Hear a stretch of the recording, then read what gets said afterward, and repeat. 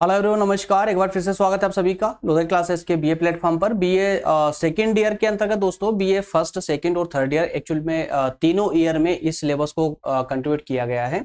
अलग अलग यूनिवर्सिटियों में अलग अलग ईयर में इस सब्जेक्ट को लिया गया है दोस्तों, इसलिए बीए फर्स्ट, सेकेंड और थर्ड ईयर बोलते हुए इस सब्जेक्ट का शुरुआत करते हैं दोस्तों। वेस्टर्न पॉलिटिकल थिंकर्स के अंतर्गत हमारा सेशन चल रहा था प्लेटो वाला, है ना, आप सभी जानते हैं। और ये प्लेटो वाला सेशन आज अर्थात कि लेक्चर 5 के अंतर्गत ये कंप्लीट हो जाएगा। मतलब प्लेटो पे हमने पूरे विस्तार से चर्चा की है अभी तक, और प्लेटो के जितने भी दर्शन अर्थात जितने भी उनके विचार रहे हैं उन सभी विचारों को हमने इन 5 लेक्चरों के माध्यम से जानने का प्रयास किया है। तो दोस्तों आज का सेशन लास्ट सेशन है प्लेटो को लेकर के। इस सेशन के बाद में हम डिस्कस करेंगे अरस्तु पर, जो कि इनके शिष्य रहे हैं, है ना। तो सुकरात, प्लेटो, अरस्तु, ये जो गुरु शिष्य वाली परंपरा है, इस पर पूरी परंपरा को हमने प्लेटो से स्टार्ट किया था और अरस्तु पे जाकर समाप्त करेंगे। क्लियर है? चलिए दोस्तों सेशन को स्टार्ट करेंगे और आज के सेशन में हम विशेषकर बात करेंगे प्लेटो के आदर्श राज्य की। तो जिस प्रकार से हमने इससे जस्ट पहले वाले सेशन में हमने प्लेटो के आदर्श शासक की बात की थी, आज हम बात करेंगे कि प्लेटो अपने विचारों में किस प्रकार के राज्य की कल्पना करते हैं और किस प्रकार के राज्य की कल्पना करते हुए उन्होंने उस राज्य के लिए प्रमुख सिद्धांत प्रस्तुत किया। उसी सिद्धांत को हम जानने का प्रयास करेंगे विभिन्न बिंदुओं के माध्यम से। चलिए शुरुआत करते हैं अपने सेशन की दोस्तों। आगे बढ़े उससे पहले मैं आप लोगों को बता दूं, अगर कोई भी दोस्त प्रतियोगी परीक्षा की तैयारी करना चाहते हैं या कर रहे हैं तो हमारे एक नए यूट्यूब प्लेटफॉर्म प्रज्ञान हिंदी को विजिट कर सकते हैं और वहां जाकर के आप इजीली जो है अपने सभी सब्जेक्टों की पूरे विस्तार पूर्वक और विद नोट्स आप तैयारी कर सकते हैं। चलिए दोस्तों शुरुआत करते हैं अपने सेशन की। जैसा आप सभी जानते हैं फर्स्ट यूनिट का पहला टॉपिक ही हमारा प्लेटो पर चल रहा था, जिसमें 5 लेक्चर हो चुके हैं। इसको लेकर 5 लेक्चर हो जाएंगे। अगले सेशन में हम जो है अरस्तु पर चर्चा करेंगे। अरस्तु का किस प्रकार का राज्य है, दास्ता का वर्णन, शासन का वर्गीकरण या कहें कि नागरिकता क्रांति, इस प्रकार से 4 से 5 सेशन अरस्तु पर भी होने वाले हैं। मतलब दोस्तों ये जो सीरीज चल रही है इसमें जैसा कि मैंने इससे पहले जो हमने शॉर्ट सीरीज को फिनिश किया था उसमें आपको बताया था कि हम जो डिटेल क्लासेस लेके आएंगे उसमें पूरे विस्तार से चर्चा करेंगे, प्रत्येक टॉपिक पर पूरे विस्तार से चर्चा। ठीक है, तो दोस्तों आज के सेशन में हमें क्या क्या पढ़ना है वो हम देख लेते हैं। प्लेटो के आदर्श राज्य के अंतर्गत सबसे पहले हम बात करेंगे प्लेटो के आदर्श राज्य की व्याख्या से हम अपने प्रश्न को शुरू करेंगे, हमारे टॉपिक को शुरू करेंगे। और इसी प्रकार से ही दोस्तों आपको एग्जाम में आंसर राइटिंग के दौरान आपको आपके आंसर की शुरुआत भी आपकी जो है व्याख्या से होनी चाहिए। व्याख्या के बाद में राज्य की उत्पत्ति किस प्रकार से हुई है उसकी बात करेंगे प्लेटो के अनुसार। इसके बाद दोस्तों हम प्लेटो का आदर्श राज्य को देखेंगे और इस आदर्श राज्य के विभिन्न तत्वों पर भी चर्चा करेंगे जो कि इसके अंतर्गत ही आएंगे। अगला होगा प्लेटो के आदर्श राज्य की प्रमुख विशेषताएं, तो विशेषताओं पर भी हम चर्चा करते हुए लास्ट में हम बात करेंगे आलोचना की। क्लियर है? तो दोस्तों इन 5 बिंदुओं के माध्यम से हम आज का टॉपिक जो है कंप्लीट कर लेंगे। कोई डाउट दोस्तों यहां तक? ठीक है ना, अब आगे बढ़ सकते हैं इसमें। चलिए तो अब एक एक करके और हम अपने आज के टॉपिक की शुरुआत करते हैं। सबसे पहले हम बात करेंगे व्याख्या की। तो दोस्तों व्याख्या के अंतर्गत जो हमारा टॉपिक है उस टॉपिक का एक छोटा सा सारांश डाल दिया जाता है, एक छोटी सी जो इंफॉर्मेशन डाल दी जाती है जो कि जिस टॉपिक पर हमें चर्चा करनी है या जिस टॉपिक पर आपको आंसर राइटिंग करनी है उस टॉपिक की जो शुरुआत किस प्रकार से हुई है, क्यों हुई है, कुछ बातें इसके अंतर्गत संकलित कर दी जाती है। क्लियर है? चलिए तो दोस्तों व्याख्या में हमें प्लेटो के आदर्श राज्य की व्याख्या के अंतर्गत हमें क्या क्या देखना है उस पर थोड़ी सी चर्चा कर ले, उसके बाद हम सेशन में आगे बढ़ेंगे। प्रसिद्ध यूनानी विचारक अर्थात प्लेटो जो है दोस्तों, प्लेटो इन्होंने लगभग 36 किताबें लिखी थी, 36 पुस्तकों की रचना की थी। क्लियर है? तो प्लेटो ने लगभग जो है 36 किताबों की रचना की, लेकिन उनमें से 3 किताबें इनकी विशेष रूप से प्रचलित हुई है और विश्व प्रसिद्ध भी है और साथ साथ में लोकप्रिय भी रही है। वो 3 किताबें हैं रिपब्लिक, द स्टेटमेंट और द लॉज। ये 3 पुस्तकें हैं। इन तीनों पुस्तकों के नाम आपको याद होने चाहिए। प्लेटो के द्वारा इतना बस डाटा याद रखना कि लगभग 36 किताबें लिखी गई है इनके द्वारा और उनमें से 3 किताबें जो थी वो लोकप्रिय हुई। उन 3 किताबों में रिपब्लिक, स्टेटमेंट और द लॉज है। और इन तीनों में से भी दोस्तों सबसे ज्यादा जो लोकप्रिय रही है वो रिपब्लिक ही रही है। क्लियर है? तो दोस्तों प्लेटो के जो गुरु थे सुकरात, ये सुकरात से बहुत ज्यादा प्रभावित थे, अपने गुरु से बहुत ज्यादा प्रभावित थे इनका अपने गुरु के प्रति बहुत लगाव था और ये इनके विचारों से काफी हद तक सहमत रहते थे और उनके जो है उनके अनुसार ही जो जिस प्रकार के उनके विचार थे, तो प्लेटो के विचार भी लगभग उनसे मिलते जुलते ही रहे हैं। तो लेकिन अचानक से उनकी मृत्यु हो जाने से, सुकरात की मृत्यु हो जाने से प्लेटो को बड़ा आघात लगा, ठीक है ना। और उसके बाद जो है इन्होंने ही अपने जो इस प्रकार की जो विचारधारा या चिंतन वाली जो कमान थी वो इन्होंने संभाली और इसी प्रकार से जिस राज्य में इनका जन्म हुआ अर्थात एंथेस राज्य में, है ना, एंथेस राज्य में जहां इनका जन्म हुआ दोस्तों, तो वहां की जो राजनीतिक दोष थे या कहीं के राजनीतिक जो बुराइयां थी, उनको देखते हुए इनके मन में एक प्रश्न उठता है कि चूंकि जो प्लेटो थे ये भी एक कुलीन वर्ग से थे, एंथेस राज्य के कुलीन वर्ग से थे, चाहते तो ये भी राजनीति में हिस्सा लेकर के शासक के पद तक पहुंच सकते थे, परंतु इन्होंने राजनीति में भाग न लेते हुए दोस्तों इस राजनीति में व्याप्त दोषों को दूर करने का प्रयास किया और इस प्रयास को लेकर के ही इन्होंने अपना चिंतन दिया और उसी चिंतन के आधार पर इन्होंने एक आदर्श राज्य की कल्पना की कि हमारा जो है एक आदर्श राज्य किस प्रकार का होगा, जिसमें इससे पहले वाले सेशन में हमने आदर्श शासक की बात की थी, आदर्श सैनिकों की बात की थी।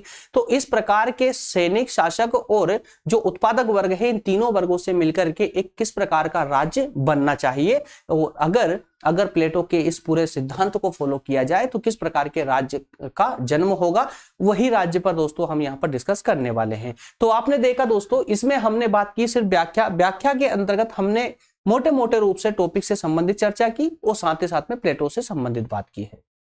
क्लियर है। इसके बाद दोस्तों अब हम बात करेंगे कि राज्य की उत्पत्ति प्लेटो के अनुसार किस प्रकार की मानी जाती है। प्लेटो के अनुसार राज्य की उत्पत्ति दोस्तों कोई जड़ तत्व नहीं है। प्लेटो का मानना है कि राज्य की उत्पत्ति किसी जड़ तत्व से ना होकर के या कहीं किसी वृक्ष या चट्टान से ना होकर के व्यक्ति की भावना या व्यक्ति के चरित्र से हुई है। किस व्यक्ति के चरित्र से हुई है? तो उन व्यक्तियों के चरित्र से हुई है जो उस राज्य में निवास करते हैं। समझिएगा, यहां पर एक छोटी सी बात समझनी है मात्र आपको। प्लेटो ने राज्य की उत्पत्ति का साधन मनुष्य के चरित्र को माना है, ना कि किसी जड़ तत्व को, है ना। जड़ तत्व जैसे वृक्ष या चट्टान, इस प्रकार के वस्तुओं से राज्य का निर्माण ना होते हुए प्लेटो के अनुसार, या कहें कि प्लेटो ने मनुष्य के चरित्र को राज्य के निर्माण का प्रमुख साधन माना है। क्लियर है। कैसे माना है? इनका कहना है कि मनुष्य के अंदर तीन विशेष गुण पाए जाते हैं। मनुष्य के अंदर तीन विशेष गुण पाए जाते हैं। कौन कौन से दोस्तों? बुद्धि, साहस और वासना। कौन कौन से तत्व? बुद्धि, साहस और वासना। तो प्लेटो का मानना है कि हर एक व्यक्ति के अंदर इन ये तीन गुण पाए जाते हैं, है ना। तो इन तीन गुणों में से हर एक व्यक्ति में एक गुण अवश्य होता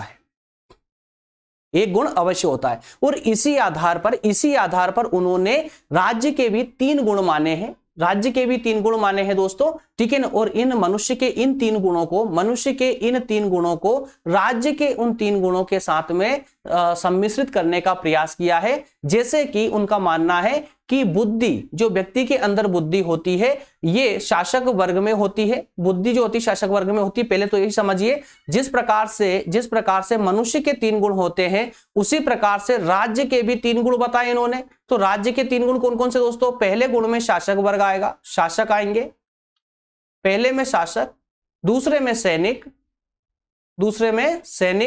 और तीसरे वर्ग में दोस्तों यहां पर आएगा उत्पादक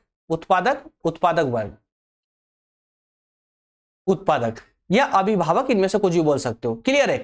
तो जिस प्रकार से उन्होंने कहा कि व्यक्ति में जिस प्रकार से तीन गुण होते हैं, उसी प्रकार से एक राज्य के भी तीन गुण होते हैं, ठीक है ना। तो प्लेटो ने यहां व्यक्ति को राज्य के समान बताया है, अर्थात व्यक्ति के इन तीन गुणों को राज्य के इन तीन गुणों से मैच करने का प्रयास किया है। कैसे? उन्होंने कहा है कि जिस प्रकार से जिस व्यक्ति में बुद्धि होती है, वो शासक वर्ग के अंतर्गत आएगा, शासक वर्ग का उत्पादन करेगा, शासक वर्ग की प्रधानता होगी बुद्धि। वहीं सैनिक वर्ग की प्रधानता होगी यहां पर साहस, जिसके माध्यम से वो राज्य की रक्षा कर सके, और उत्पादक वर्ग की प्रधानता होगी वासना। क्लियर है? तो इन तीनों को इन्होंने मर्ज करने का प्रयास किया है। आई होप क्लियर होगा दोस्तों, ठीक है ना। तो राज्य की उत्पत्ति इन्होंने किससे, जड़ तत्व को ना मानते हुए व्यक्ति के चरित्र को माना है। और आगे हमने कहा है कि प्लेटो ने मनुष्य के 3 गुण बताए हैं, उसी प्रकार से राज्य के भी 3 गुण होते हैं। उन तीनों गुणों को इन्होंने मर्ज किया है, समाहित करने का प्रयास किया है। बुद्धि, साहस और वासना, तो बुद्धि को इन्होंने शासक वर्ग से जोड़ा है, वहीं साहस को इन्होंने सैनिक वर्ग से और वासना को इन्होंने उत्पादक वर्ग के साथ जोड़ने का प्रयास किया है। आई होप पूरा क्लियर होगा दोस्तों, ठीक है ना, यहां तक कोई डाउट नहीं रहना चाहिए। चलिए आगे बात करेंगे आदर्श राज्य। तो प्लेटो ने जिस प्रकार के आदर्श राज्य की बात की है वो किस प्रकार का राज्य होगा, किस प्रकार का राज्य होगा। तो दोस्तों प्लेटो ने एक आदर्श राज्य की कल्पना की। उस आदर्श राज्य की कल्पना की और उस आदर्श राज्य का जो आधार बताया उन्होंने, वो आधार बताया नैतिकता को, निस्वार्थता को, ज्ञान और कर्म को। क्या कहा प्लेटो ने? प्लेटो ने कहा कि एक ऐसा आदर्श राज्य होगा जो नैतिकता, निस्वार्थता या ज्ञान या कर्म इसके आधार पर स्थापित होगा या इसके आधार पर टिका होगा। मतलब ये कि जिस प्रकार के राज्य की कल्पना प्लेटो ने की, उस राज्य में नैतिकता होगी, निरंकुशता नहीं होगी, बल्कि नैतिकता होगी, कोई वहां भ्रष्टाचार नहीं होगा, निस्वार्थता होगी, ज्ञान होगा और कर्म होगा। समझने का प्रयास करना। तो इस प्रकार का इन्होंने एक सिद्धांत दिया। कैसे? तो इससे पहले जब हमने दोस्तों सेशन किया था जहां आदर्श शासक की बात की थी, इससे पहले वाले लेक्चर में, तब हमने वहां पर एक साम्यवाद देखा था, है ना, संपत्ति का साम्यवाद और परिवार का साम्यवाद। या फिर हमने मोटे मोटे रूप से आपको समझाने का प्रयास भी किया था व्यवहारिक रूप से कि जो शासक होगा उसे संपत्ति से पूरी तरह दूर रखा जाएगा, शासक के पास उसका निजी घर तक नहीं होगा, उसे स्थायी विवाह करने का तक अधिकार नहीं होगा शासक और सैनिक को, है ना। तो इसको अर्थात शासक और सैनिक को कुल मिलाकर के सिर्फ राजनीतिक अधिकार होंगे। वहीं उत्पादक वर्ग को इन्होंने पूरे संपत्ति के अधिकार दे दिए थे, ठीक है ना। तो इस प्रकार से उन्होंने क्या किया कि शासक जिसके पास में पावर होती है उससे संपत्ति छीन ली, संपत्ति का अधिकार छीन लिया। इससे क्या होगा कि वो निस्वार्थ रूप से कार्य करेगा, शासक निस्वार्थ रूप से शासन करेगा। क्लियर है ना। तो इसके लिए उन्होंने 2 साधनों का आविष्कार किया था। कौन कौन 2 साधन दोस्तों? तो उन्होंने अपने पूरे सिद्धांत के माध्यम से 2 बातें सत्यापित करने पे इन्होंने पूरा अपना प्रयास किया। वो कौन कौन से थे? एक तो था दोस्तों कार्य विशेषीकरण। जिस प्रकार से इन्होंने संपूर्ण समाज को वर्गों में विभाजित करके और ये कहने का प्रयास किया, ये साबित करने का प्रयास किया कि अगर सारे संपूर्ण समाज 3 वर्गों में विभाजित हो जाए तो उससे क्या होगा कि जो कार्य का विशेषीकरण होगा ना वो संभव हो पाएगा। कार्य विशेषीकरण का अर्थ होता है कि विशेष व्यक्ति विशेष कार्य करे, जिस व्यक्ति को जो कार्य दिया गया है सिर्फ वही कार्य करे, अन्य कार्य में हस्तक्षेप ना करे। आई होप क्लियर होगा, है ना। और दूसरा उन्होंने बताया था एकीकरण। तो आगे इसी बात को आगे बढ़ाते हुए उन्होंने ये कहा कि अगर प्रत्येक व्यक्ति अपने निर्धारित कार्य को करेगा तो इससे समाज में एकता की स्थापना होगी, एकता की स्थापना होगी, संपूर्ण समाज में एकता स्थापित होगी, राष्ट्रीय भावना का उदय होगा। इस प्रकार के भाव इनके यहां पर थे आदर्श राज्य के अंतर्गत। क्लियर है। तो प्लेटो ने गुणों के आधार पर समाज को 3 वर्गों में विभाजित किया था, शासक, सैनिक और उत्पादक वर्ग में।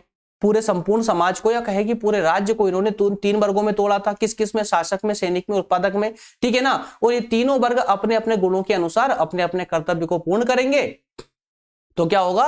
राज्य में पूर्णता की स्थापना होगी। क्लियर है। तो इसी को आदर्श राज्य को आगे बढ़ाते हुए उन्होंने एक आदर्श राज्य के 4 तत्व दिए हैं। 4 तत्व कौन कौन से दोस्तों? उन्होंने कहा है कि इन 4 तत्वों के आधार पर ही एक आदर्श राज्य की स्थापना संभव हो सकती है। कौन कौन से 4 तत्व थे? एक था न्याय, मतलब इस प्रकार के आदर्श राज्य में न्याय सर्वोपरि होना चाहिए। दूसरा उन्होंने कहा शिक्षा होनी चाहिए। तीसरा कहा साम्यवाद होना चाहिए। चौथा कहा उन्होंने दार्शनिक शासक भी होना चाहिए। तो ये 4 बिंदु अर्थात कहे कि ये 4 साधन एक आदर्श राज्य के लिए सबसे महत्वपूर्ण माने प्लेटो ने। और प्लेटो ने इन्हीं 4 इन चार कंसेप्टों को जोड़ करके कहें कि इन चार साधनों को जोड़ करके एक आदर्श राज्य की कल्पना भी उन्होंने की। तो न्याय किस प्रकार से दोस्तों, कि जो नागरिक है उन्हें न्याय मिलना चाहिए। न्याय कैसे मिलेगा, तो इन्होंने न्याय के दो प्रकार बताए, दो प्रकार इन्होंने न्याय के बताए हैं। दो प्रकार कौन से, व्यक्तिगत और दूसरा सामाजिक, व्यक्तिगत न्याय और सामाजिक न्याय। तो कैसे, जरा समझ लेते हैं इसको भी। व्यक्तिगत न्याय का मतलब यह हुआ कि कोई भी व्यक्ति या प्रत्येक व्यक्ति अपने जीवन में वही कार्य करे जिसके लिए वह उपयुक्त है, जिसके लिए वह उपयुक्त है। जिस प्रकार का व्यक्ति में गुण है, उन्होंने 3 गुण बताए थे, आपको याद होगा, ठीक है ना, बुद्धि, साहस और वासना। तो उन्होंने कहा कि जिस प्रकार का गुण व्यक्ति के अंदर है वो उस गुण के आधार पर ही कार्य करे, उस गुण के अनुसार जो कार्य निर्धारित किया गया है उस कार्य को करेगा। तो इससे क्या होगा, आपस में व्यक्तियों के हित नहीं टकराएंगे और वह व्यक्तिगत न्याय प्राप्त हो सकेगा। प्रत्येक व्यक्ति को अपना कार्य स्वतंत्रता पूर्वक करने का अधिकार मिलेगा, जिससे न्याय की स्थापना होगी। और इसी को और आगे बढ़ाते हुए उन्होंने कहा कि सामाजिक न्याय की भी स्थापना होनी चाहिए। मतलब प्रत्येक व्यक्ति की तो बात हो गई, अब यहां कहा कि प्रत्येक व्यक्ति, एक एक व्यक्ति तो ठीक है, बाकी अब सामाजिक न्याय की बात कौन करेगा भाई। तो सामाजिक न्याय का मतलब होता है कि जो 3 वर्ग इन्होंने बनाए थे, सैनिक वर्ग, शासक वर्ग, सैनिक वर्ग और उत्पादक वर्ग, तो ये तीनों वर्ग भी अपने आपस के किसी कार्यों में हस्तक्षेप ना करे, अपने अपने कार्य चुपचाप करते रहे। मतलब शासक वर्ग का कार्य है शासन का संचालन करना, वो करता रहे, है ना, वो संपत्ति जुटाने का प्रयास ना करे, स्थायी विवाह करके, है ना, और परिवार का डेवलपमेंट करने पे का प्रयास ना करे। मतलब कुल मिलाकर सीधी बात यह है कि शासक वर्ग सैनिकों में हस्तक्षेप ना करे या उत्पादक वर्ग में हस्तक्षेप ना करे, है ना। और उसी प्रकार से उत्पादक वर्ग के पास राजनीतिक शक्ति नहीं है, उसके पास आर्थिक शक्ति है। तो उत्पादक वर्ग भी आर्थिक शक्ति के आधार पर या बल पर, आर्थिक शक्ति के बल पर राजनीति में प्रवेश करने का प्रयास ना करे, ठीक है ना। तो तीनों वर्ग भी अपना अपना कार्य करे शांतिपूर्वक तरीके से, कोई किसी कार्य में हस्तक्षेप ना करे। इसी के द्वारा जो है समाज में या राज्य में न्याय की स्थापना की जा सकती है। आई होप क्लियर हो पा रहा होगा दोस्तों। चलिए अगला था हमारा शिक्षा का।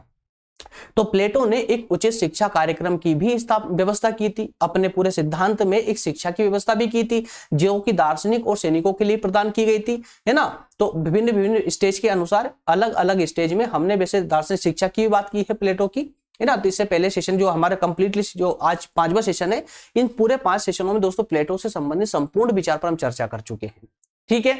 तो इन्होंने आदर्श राज्य के लिए शिक्षा की विस्तृत रूपरेखा और कार्यक्रम प्लेटो ने तैयार किया है। इससे व्यक्ति अपने गुणों की पूर्णता को प्राप्त कर पाएगा। क्लियर है। साम्यवाद, तो साम्यवाद को मैं समझा ही चुका हूं दोस्तों। प्लेटो ने अपने आदर्श राज्य के लिए 2 प्रकार के साम्यवाद की व्यवस्था की है। कौन कौन सा साम्यवाद, संपत्ति का साम्यवाद और परिवार का साम्यवाद। जिस प्रकार से संपत्ति के साम्यवाद के अंतर्गत कहा गया है कि शासक और सैनिक को संपत्ति रखने का अधिकार नहीं होगा, वहीं स्थायी विवाह का तक अधिकार नहीं होगा। और जहां स्थायी विवाह की बात की दोस्तों, वो हो गया परिवार का साम्यवाद। मतलब संपत्ति रखने का अधिकार नहीं होगा, संपत्ति सिर्फ और सिर्फ उत्पादक वर्ग रख सकता है। उसी प्रकार से शासक वर्ग पर प्रतिबंध लगाया था कि वह स्थायी विवाह भी नहीं कर सकता, ठीक है ना। तो स्थायी विवाह नहीं करेगा। और साथ में यह भी कहा गया था कि अस्थायी विवाह कर सकता है, लेकिन उस अस्थायी विवाह के माध्यम से जिससे वो विवाह करना चाहता है अस्थायी विवाह, तो जो स्त्री होगी वो स्त्री भी इनके समान ही गुणों वाली होनी चाहिए, बुद्धि वाली होनी चाहिए, शिक्षित होना चाहिए,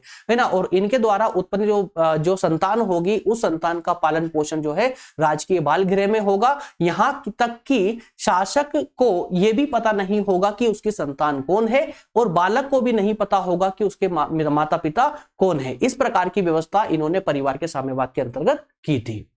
आई होप ये भी क्लियर होगा आपका, ठीक है ना। चलिए तो फिर आगे बढ़ते दोस्तों। चौथा था हमारा दार्शनिक शासक। तो इन्होंने एक दार्शनिक शासक की भी व्यवस्था की। भाई इन्होंने पूरे राज्य का एक केंद्र बिंदु किसको माना था? दार्शनिक शासक को माना था। उनका कहना था कि दार्शनिक शासक सबसे महत्वपूर्ण है पूरे राज्य के अंदर, है ना। दार्शनिक शासक के द्वारा ही भ्रष्टाचार को रोका जा सकता है। भ्रष्टाचार को रोक करके नैतिकता या कहें कि एक राज्य में शांति व्यवस्था है ना, इन सब की स्थापना की जा सकती है। तो शासक का दार्शनिक होना, शिक्षित और बुद्धिमान होना बहुत आवश्यक है। तो भाई प्लेटो के आदर्श राज्य में को यथार्थ रूप में परिवर्तित करने की क्षमता सिर्फ उसका आदर्श शासक ही रख सकता है, दार्शनिक शासक ही रख सकता है। आई होप क्लियर होंगे दोस्तों, ठीक है ना। चलिए अगला बिंदु है हमारा आदर्श राज्य की विशेषताओं का। क्या है आदर्श राज्य की विशेषताओं का? तो विशेषताओं के अंतर्गत दार्शनिकों का शासन, अब इस जो दार्शनिक जो हमारा आदर्श राज्य है, प्लेटो का जो आदर्श राज्य है, इस आदर्श राज्य की विशेषताएं क्या है? तो अब देखिए विशेषताओं में हमें क्या देखना होता है कि इस पूरे दौर में, या कहें कि इस पूरे टॉपिक के अंतर्गत ऐसी कौन कौन सी विशेष बातें हैं जो अन्य के साथ मैच ना हो, या कहें कि इस पूरे टॉपिक में इसको क्रम देने के लिए महत्वपूर्ण हो, या ऐसा समझिए कि चाहे कोई भी टॉपिक आप पढ़ रहे हैं तो उसके अंदर विशेषताएं क्या है। विशेषताओं के अंदर क्या लिखेंगे आप कि इसकी ऐसे कौन कौन से बिंदु ऐसे हैं, है ना, जो एकदम कि इससे हटके हो, या अन्य से हटके हो, अन्य से मेल ना खाते हो, अन्य किसी टॉपिक से मेल ना खाते हो, या इसकी कुछ ऐसे लक्षणों को उजागर करता हो जो अन्य से महत्वपूर्ण हो। ऐसे बिंदुओं को हम यहां पर विशेषताएं कहेंगे। जैसे कि आदर्श राज्य की जब बात कर रहे हैं दोस्तों, तो आदर्श राज्य में किस शासन किसका होता है? तो दार्शनिकों का शासन होता है। मतलब इसकी सबसे बड़ी विशेषता है कि इस राज्य का जो शासक है ना, अन्य किसी राज्य के, या कहे कि अन्य किसी विद्वान के विचारों से मेल नहीं खाता है। इसका शासक दार्शनिक शासक है। ठीक है। इसके अलावा निरंकुशता, असीमित नहीं। तो प्लेटो ने यहां पर यह भी कहा था कि हमारा शासक दार्शनिक है, इस पर किसी जनमत का प्रभाव नहीं है, इसके पास संपूर्ण शक्तियां हैं, फिर भी ये निरंकुश नहीं होगा, निरंकुश नहीं होगा, ये भी इसकी विशेषता थी। इसके अलावा आदर्श राज्य में न्याय, आदर्श राज्य में जिस प्रकार से न्याय प्रदान किया गया वो भी इसकी विशेषता है। नागरिकों के 3 वर्ग बनाए गए हैं। शिक्षा की व्यवस्था की गई है। कहे कि शिक्षा व्यवस्था पर शासकों का नियंत्रण होगा, शासक का नियंत्रण होगा। इसके अलावा लास्ट है राज्य में, आदर्श राज्य में साम्यवादी व्यवस्था। तो ये 6 बिंदु है जो इसकी विशेषताओं को दर्शित करते हैं। आदर्श राज्य की विशेषताओं को दर्शित करने वाले इन 6 बिंदुओं को दोस्तों एक एक करके हम अब सेशन के अंदर जो है समझने वाले हैं। चलिए, सबसे पहले दार्शनिकों का शासन क्या है? ये दार्शनिकों का शासन, एक बार मैं उस तीनों को ओपन कर देता हूं दोस्तों, एक बार पढ़ लीजिए, इनको पढ़ लीजिए एक बार।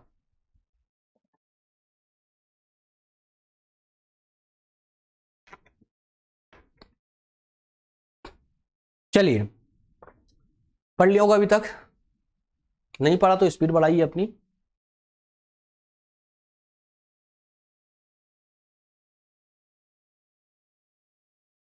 अब लेक्चर ले रहे हैं भाई, कैसे कॉल अटेंड करें यार?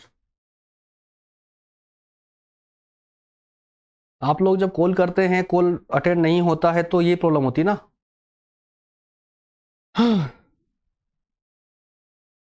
सर कॉल अटेंड नहीं करते हो भाई, अब लेक्चर ले रहे हैं, कॉल अटेंड करके आपसे बात करने लगेंगे तो जो स्टूडेंट लेक्चर में अटेंड कर रहे हैं उनका क्या होगा भाई?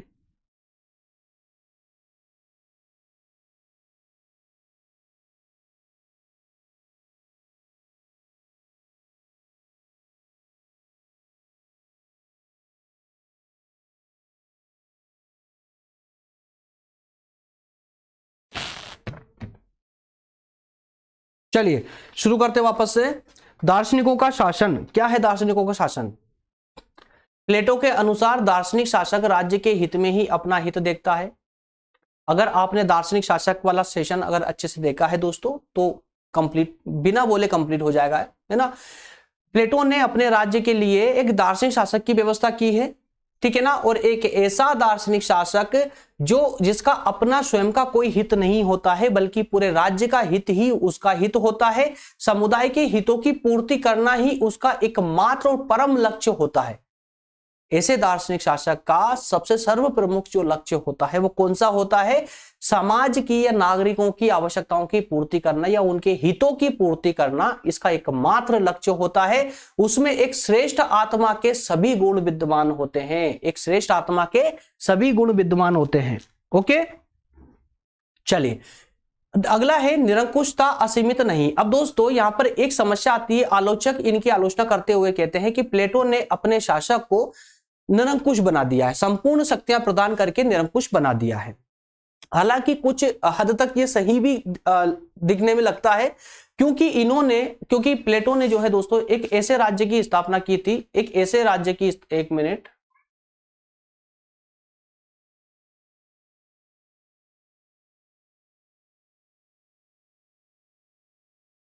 ओके, तो निरंकुशता असीमित है क्या? प्लेटो के आदर्श राज्य में शासक वर्ग को असीमित निरंकुशता प्राप्त नहीं है। क्यों नहीं है? अब जरा समझिए इसमें।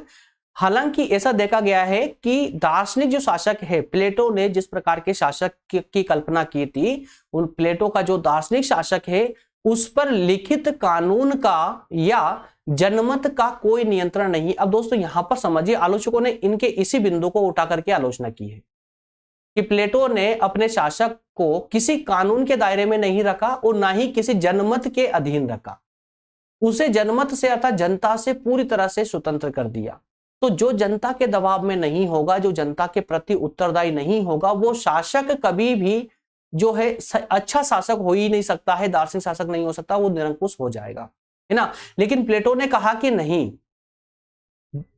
प्लेटो का दार्शनिक शासक निरंकुश नहीं हो सकता। क्यों नहीं हो सकता? कि भले ही उस पर कानून या जनमत का प्रभाव नहीं हो, लेकिन उसके लिए कुछ बातें बाध्य की गई है, कुछ शर्तें रखी गई है जिनके प्रति उसका शासक बाध्य है। किसके बाध्य है दोस्तों? तो संविधान का जो मूल प्रबंध है, संविधान का जो मूल प्रबंध है, संविधान के मूल प्रबंध का पालन करने के लिए शासक बाध्य होगा। और संविधान का मूल प्रबंध कुछ इस प्रकार का होगा जिसमें शासक जो है भ्रष्ट ना हो सके, निरंकुश ना हो सके, जनता के हित में ही कार्य करे और जनता के हित को ही सर्वप्रमुख और हमेशा अपना हित समझे। आई होप क्लियर होगा, ठीक है ना। नेक्स्ट है आदर्श राज्य में न्याय। तो प्लेटो ने अपने राज्य में न्यायिक व्यवस्था स्थापित करने का प्रयास किया है ना, क्योंकि प्लेटो का जो आदर्श राज्य है ये न्याय पर आधारित राज्य है। न्याय ही राज्य की एकता को बनाए रखने वाला सूत्र है। जी हाँ, न्याय जिस राज्य में होता है उसकी एकता सर्वत्र बनी रहती है। इसके अंतर्गत व्यक्ति की योग्यता को दृष्टि में रखते हुए प्रत्येक व्यक्ति के लिए कुछ कर्तव्य अर्थात कार्य निश्चित या निर्धारित किए गए हैं। प्रत्येक व्यक्ति द्वारा अपने अपने कर्तव्य का पालन करना ही यहाँ पर न्याय व्यवस्था है। सिंपल सी बात यह है कि प्रत्येक व्यक्ति के पास में, जिस व्यक्ति के पास जिस प्रकार के गुण की प्रधानता है, वो उसी गुण के अनुसार कार्य करे। और जब प्रत्येक व्यक्ति अपने अपने गुण के आधार पर कार्य करेंगे, किसी दूसरे के कार्य में हस्तक्षेप नहीं करेंगे, तो अपने यहाँ पे राज्य में जो है एक न्याय की स्थापना होगी। क्लियर है? चलिए अगला है नागरिकों के 3 वर्ग। नागरिकों के 3 वर्ग दोस्तों, तो प्लेटो ने आदर्श राज्य के समस्त नागरिकों को 3 वर्गों में बांटा। कौन कौन से वर्ग थे दोस्तों?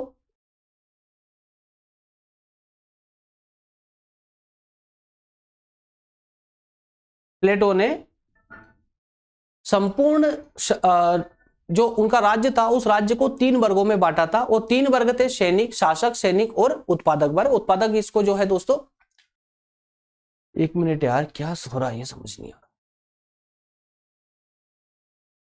चलिए इसको फिर से एक बार पढ़ के समझा देते हैं आपको। एक्चुअली लाइट की वजह से डिस्टर्ब हो गए थे। आदर्श राज्य के समस्त नागरिकों को इन्होंने 3 वर्गों में बांटा था, शासक वर्ग, सैनिक और उत्पादक वर्ग। ये मैं आपको इससे पहले बता चुका हूं। ये वर्ग अपना विशेष कार्य करते हैं और एक दूसरे के कार्य में हस्तक्षेप नहीं करते हैं। तो 3 वर्ग नागरिकों के विशेषताओं के अंतर्गत, इसमें कुछ भी समझाने की आवश्यकता नहीं है। आगे बढ़ते हैं। शिक्षा व्यवस्था पर शासकों का नियंत्रण। बस ये थोड़ी इनकी एक अलग सी व्यवस्था थी, जिस व्यवस्था को लेकर के भी आलोचकों ने जो है एक अच्छे से आलोचना भी इनके इस सिद्धांत की थी। इनका कहना था कि जो शिक्षा व्यवस्था है, राज्य की जो शिक्षा व्यवस्था है, इसमें इस पर जो है शासक का नियंत्रण होना चाहिए, पूर्णतः नियंत्रण में होना चाहिए शासकों के। क्यों होना चाहिए भाई? क्योंकि शिक्षा राज्य द्वारा सुनियोजित और नियंत्रित होनी चाहिए, क्योंकि शिक्षा जो है राज्य की प्रकृति और आवश्यकताओं के अनुकूल होती है। या सिंपल सी बात यह है कि प्लेटो ने जो शिक्षा की व्यवस्था तो की है अपने आदर्श राज्य में, लेकिन वो शिक्षा व्यवस्था जो की है उन्होंने सिर्फ और सिर्फ शासक और सैनिक वर्ग के लिए की है। मतलब शिक्षा व्यवस्था प्लेटो के आदर्श राज्य में जो शिक्षा की व्यवस्था है वो सिर्फ और सिर्फ 2 वर्गों के लिए है, शासक वर्ग और सैनिक वर्ग के लिए। उत्पादक वर्ग के लिए प्लेटो के राज्य में कोई शिक्षा की व्यवस्था नहीं है। तो अब चूंकि जब शिक्षा व्यवस्था शासक और सैनिक दोनों के लिए है, तो इसीलिए कहा है कि यह शिक्षा जो है राज्य की प्रकृति और आवश्यकताओं के अनुकूल होगी, इसलिए इस पर शासक का ही नियंत्रण होना चाहिए।